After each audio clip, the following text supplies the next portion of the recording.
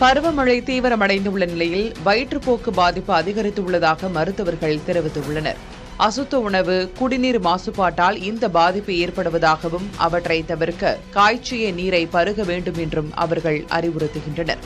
சென்னை மற்றும் சுற்றுவட்டார பகுதிகளில் கடந்த சில நாட்களாக மழை பெய்ததால் தட்பவெப்பநிலை மாற்றமடைந்து பல்வேறு நோய்கள் உருவாகும் சூழல் உருவாகியுள்ளது. குறிப்பாக வயிற்றுப்போக்கு, அஜீரண பாதிப்புகள் அதிகரித்துள்ளதாக மருத்துவர்கள் தெரிவிக்கின்றனர்.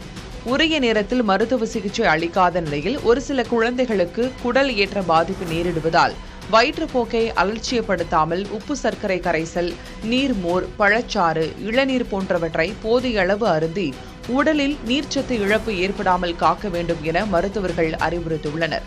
குடிநீர் மாசுபாட்டால் ஏற்படும் கல்லீரல் அழற்சியை தடுக்க ஹெப்படைட்டிஸ் ஏ தடுப்பூசியும் டைபாய்டு தடுப்பூசியும் அவசியம் என்றும் மருத்துவர்கள் கூறுகின்றனர்.